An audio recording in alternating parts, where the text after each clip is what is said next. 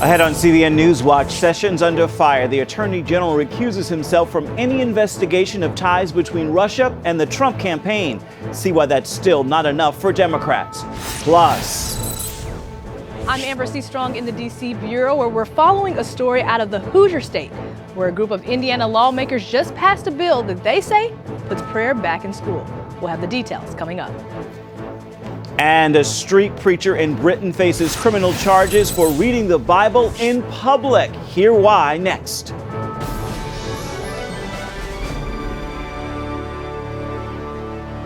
Thank you so much for joining us for CBN NewsWatch. I'm Ephraim Graham. Democrats are still calling for Attorney General Jeff Sessions to resign even after he's recused himself from any investigation involving the Trump campaign and ties to Russia.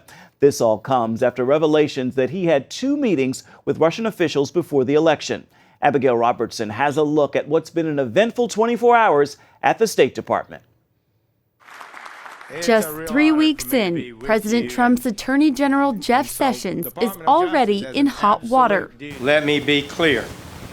I never had meetings with Russian operatives or Russian intermediaries about the Trump campaign. And the idea that I was part of a, quote, continuing exchange of information during the campaign between Trump surrogates and intermediaries for the Russian government is totally false. Less than 24 hours after the Justice Department reported Sessions met with the Russian ambassador during the presidential campaign, the new Attorney General announced this decision. I should not be involved investigating a campaign I had a role in. The surprise announcement came only 2 hours after reporters asked the president if the Attorney General should recuse himself from investigations into the Trump campaign's ties with Russia. I don't think so at all. When did you first learn that? Throughout the controversy, President Trump has maintained total confidence in his Attorney General. Mr. President, do you still have confidence in the Attorney General? Total. But Democratic leaders want Sessions to go further. Because the Department of Justice should be above reproach for the good of the country, Attorney General Sessions should resign. The fact that the Attorney General, the top cop in our country, lied under oath to the American people is grounds for him to resign. Sessions defended himself, saying it is not out of the ordinary for senators to speak with ambassadors from different countries, a statement Speaker Ryan supported. It's really common for members of Congress to meet with ambassadors. This specific interaction raises eyebrows because Sessions was thought of as a surrogate for the Trump campaign and was asked under oath if he had any contact with Russian officials about the election. If there is any evidence that anyone affiliated with the Trump campaign communicated with the Russian government in the course of this campaign, what will you do? Senator Franken, I'm not aware of any of those activities. I have been called a surrogate at a time or two in that campaign, and I did not have communications with the Russians. And in a written pre-hearing questionnaire, Sessions was asked, several of the president-elect's nominees or senior advisors have Russian ties. Have you been in contact with anyone connected to any part of the Russian government about the 2016 election, either before or after Election Day? To which he replied, no. Sessions argues he thought both questions focused on the campaign, not contact in general. My reply to the question of Senator Franken was honest and correct as I understood it at the time.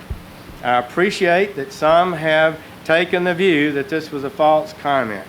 That is not my intent. That is not correct. I will write the Judiciary Committee soon, today or tomorrow, to explain this testimony for the record. Some senators, like Claire McCaskill, were quick to throw suspicion on Sessions for meeting with the Russian ambassador in any capacity. But it seems she forgot her own publicized interactions with him just a few years ago. Sessions says he now thinks he should have mentioned his interaction with the ambassador. In retrospect, if I should have slowed down and said, but I did meet one Russian official a couple of times, that would be the ambassador. The Attorney General made it clear His announcement is not confirmation of the existence or suggestion of an investigation into the Trump campaign's ties with Russia. Reporting from Washington, Abigail Robertson, CBN News. The president is pushing for a massive increase in defense spending. He says he wants to give the military the tools needed to prevent war.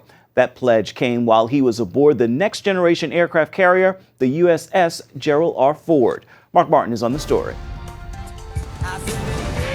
President Trump arrived on the USS Gerald R. Ford in Newport News, Virginia on the helicopter Marine One.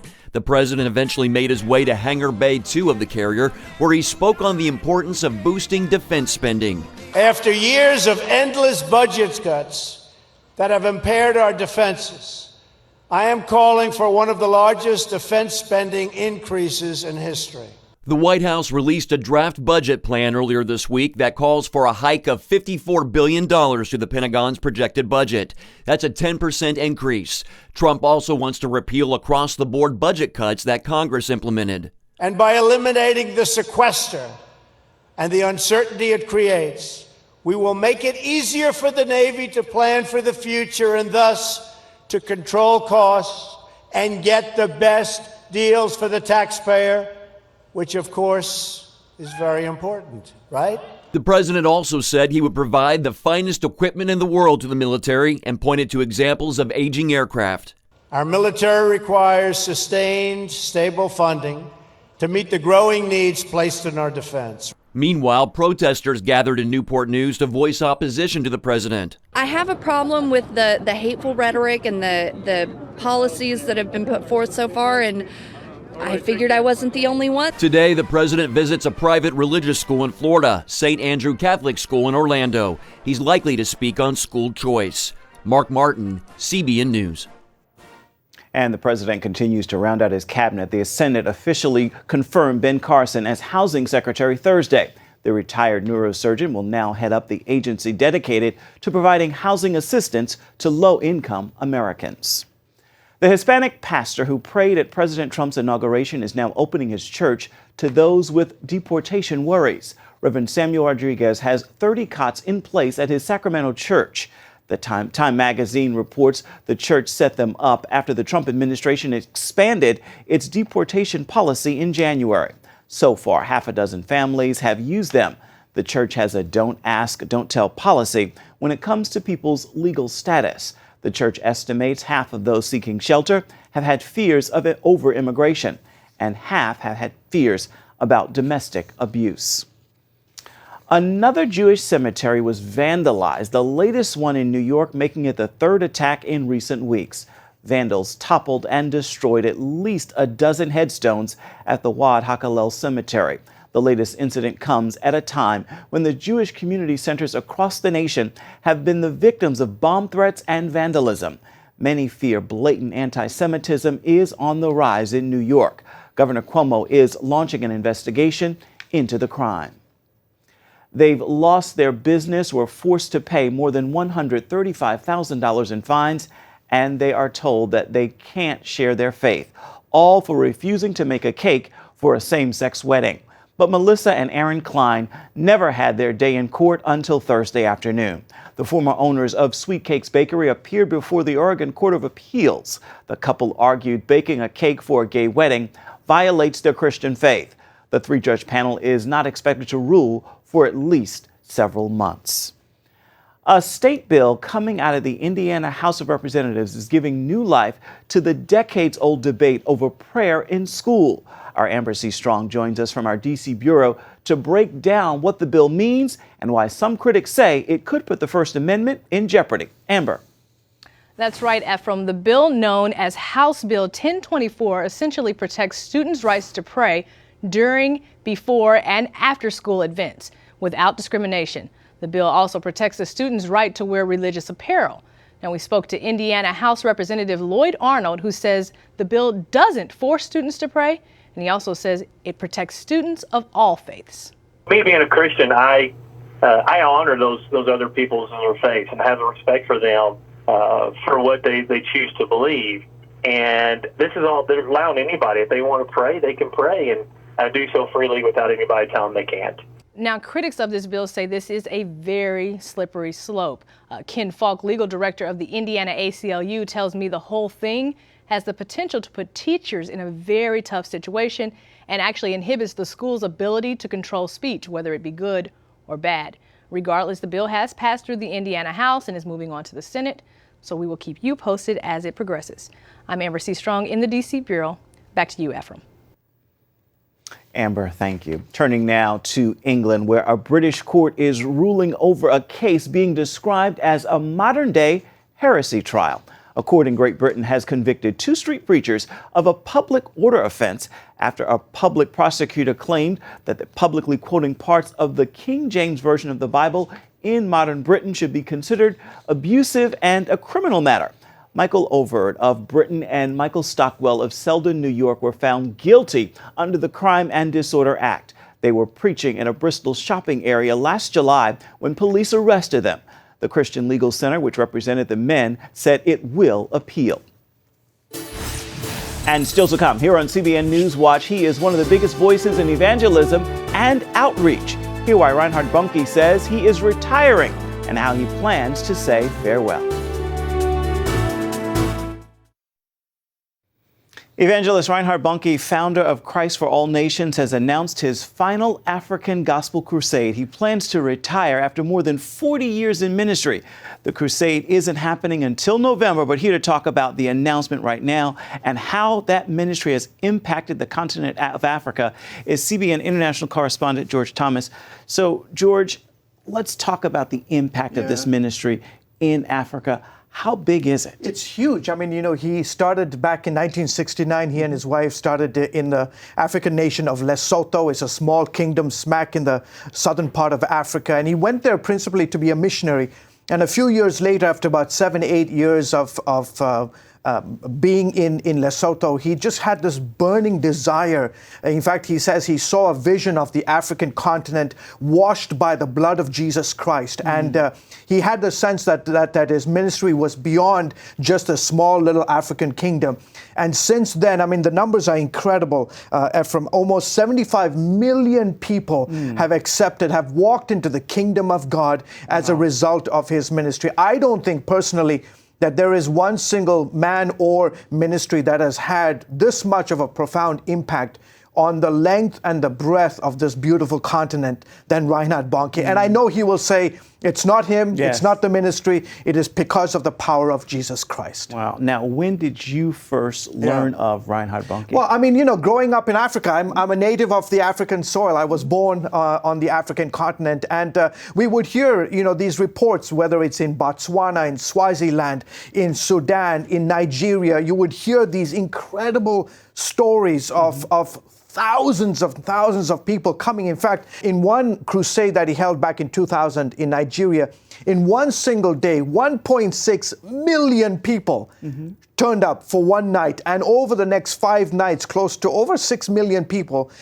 gathered, and over about 4 million people accepted Jesus Christ. And, you know, so much of his ministry was marked by these profound miracles. Absolutely. People who would come, blind would see, the lame would walk, and there's no doubt he is going to be missed. Do you think that crusades are still the way to go? Do you think we're going to see more of those? Man, it is in Africa because people come out. I mean, they really do, and it's still a very powerful way. Sure, technology, Facebook, the internet, and so forth, and satellite broadcast is still there. You can get on television and communicate the gospel, and he's been famous for that. Now that crusade's happening in November, and we're expecting you to be there. Yes, I will be there. We look forward to your coverage. Thank you so much. You're for your welcome. Time. Much appreciated. Up next, Rebuilding Hope will show you how CBN is helping the Christians living on this island after mass devastation.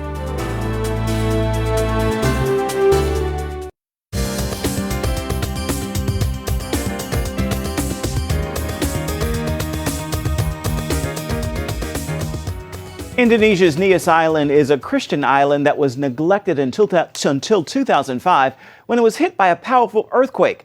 That's when CBN responded to help rebuild villages. Today, we're continuing to help to improve the lives of people there, especially children. Lucille Toulousan brings us this report. The students at the SD Barawani Public School are excited because on this day they get a free medical checkup. Children like Novita and Mona Lisa are deprived of medical attention because their families are very poor. Living in Nias Island is hard because it is one of the districts with the highest poverty rate. Here, families live on a $5 weekly income from planting rubber trees.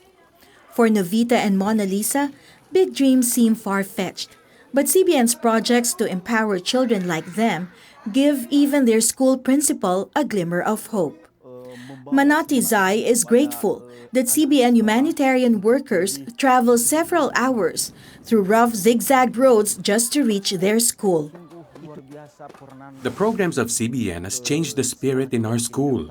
There is more hope for the students. The fathers of most of these students are not good models because after harvest, they just sit in front of their houses and drink alcohol. It's the programs of CBN that help instill in our students the values from the Bible to help them have a better life. After CBN's Dr. Carla Riopasa checks the children, Pastor Febli Waliwanko shares the gospel to all 150 students and prays for them. The children are also given free vitamins and medicines. When I saw the lots of children, how they live, and it's really touched my heart. And I know that this is what God's calling me to, not only to help them, but to give them love, to show them love, to give them attention. CBN also conducts feeding programs in the villages. More than 100 malnourished children are being fed these nutritious meals until they gain back their normal weight. And in addition to that, these mothers are given health education and also livelihood trainings. These mothers are taught how to make floss out of bamboo shoots. My children were always sick and cannot go to school. I am thankful to CBN because of the feeding program, they are now healthier. I am also happy that we are taught how to make floss, which we can also sell. The highlight of the medical mission was the Superbook Fun Night, where the children watched the giant adventure. Novita's mother, Ratna, is happy about the changes that Superbook is making in her daughter's character. My daughter used to be rebellious. Her character is changed after watching Superbook. Now she always prays and respects me. Using CBN programs to mold the next generation, the future of Nias looks bright. One day, Nias Island will be changed. One day in the future, Nias will be great. Because God has the love in this island. Lucille Talusan, CBN News, Nias Island, Indonesia. CBN at work doing great things. Stay with us. We'll be right back.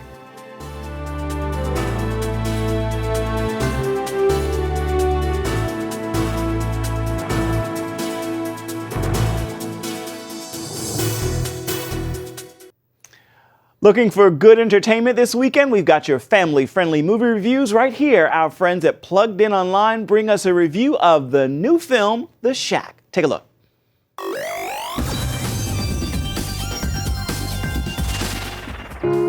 Car leaves in 20 seconds. We gotta go, you little rascal. The movie The Shack focuses in on Mac, a guy who's had a fairly middle-of-the-road relationship with God, if that, through most of his adult life. Do you think the princess should have a red dress like mine? Red it is. Where's Missy? But then his young daughter is abducted and killed, and Mac's faith is thrown into a tailspin.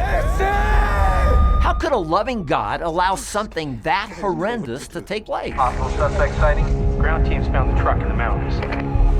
I'm really sorry, Mr. Phillips. One winter day sometime later, Mac discovers an envelope in his mailbox. Strangely, there are no tracks leading to it through the snow. Stranger still is the message inside inviting Mac to come up to the shack where his daughter was killed. And the message seems to suggest that the invitation is from God himself. Whose sick joke is this, Mac wonders. But he heads off to the shack anyway to solve this mystery and perhaps deal with both his debilitating guilt and his shipwrecked faith. Like the book it's based upon, this cinematic story about a grieving man encountering God is almost certain to stir up controversy among Christians. There are some theological missteps here, to be sure. On the other hand, this film delivers some significant, thought-provoking messages about God in a world that's desperately looking and longing for answers. So I'm giving The Shack 4 Mysterious Letters in the Mail out of 5 for family friendliness. For an in-depth review of this film, or really anything else at your local box office, check out PluggedIn.com. Plugging you into the movies, I'm Bob Waliszewski for Focus on the Family's Plugged In Movie Review. Bible believers and skeptics are invited to analyze biblical artifacts that bring the gospel to life. Finding Jesus, Fact, Faith, Forgery returns to CNN for a second season Sunday.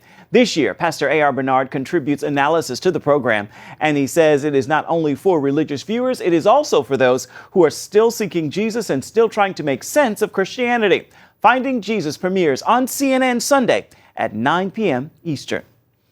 And now it is time for your Friday Faithful. And as we move into the weekend, I thought I'd share a thought a friend shared with me. Have you ever noticed that many times things work better after you unplug them for a moment? The same is true for you. God gave us the Sabbath day, a day of rest for a reason. So I invite you to unplug, step away, relax, rest, and recharge. And you are sure to function just a bit better when you do plug back in. With that, make this a fabulous Friday and a wonderful weekend. That is going to do it for this edition of CBN NewsWatch. Remember, you can find more of our exclusive coverage of the issues you care most about at cbnnews.org. And we'd love to hear what you think about the stories you've seen here today. You can do that by emailing newswatch@cbn.com or reach out on Facebook, Twitter, and Instagram. We'll see you right back here come Monday.